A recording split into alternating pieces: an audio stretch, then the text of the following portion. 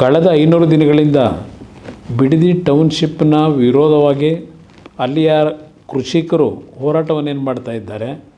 ಆ ಕೃಷಿಕರ ಹೋರಾಟದಲ್ಲಿ ಆ ಸ್ಥಳದ ಮಹಿಳೆಯರು ಹಲವಾರು ಹಿರಿಯರ ಒಂದು ಹೋರಾಟಕ್ಕೆ ನಿರಂತರವಾದಂಥ ಬೆಂಬಲವನ್ನು ಶಾಂತಿಯುತವಾಗಿ ನೀಡ್ತಾ ಇರ್ತಕ್ಕಂಥದ್ದೇನಿದೆ.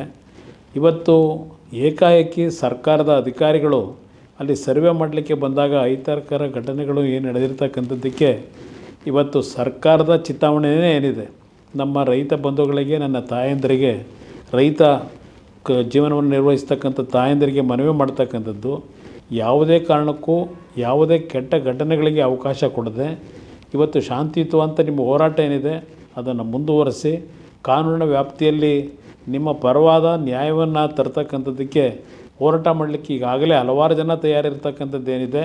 ಆ ಹಿನ್ನೆಲೆಯಲ್ಲಿ ನಿಮ್ಮ ಹೋರಾಟದಲ್ಲಿ ಯಾವುದೇ ರೀತಿಯ ಸರ್ಕಾರದ ದೌರ್ಜನ್ಯ ದುರ್ಬಳಕೆಗೆ ನಿಮ್ಮ ಶಾಂತಿಯುತ ಹೋರಾಟಕ್ಕೆ ಯಾವುದೇ ರೀತಿಯ ವಿರೋಧ ಆಗಬಹುದು ಅಂತಕ್ಕಂಥದ್ದು ನಾನು ಹೇಳಲಿಕ್ಕೆ ಬಯಸ್ತೀನಿ.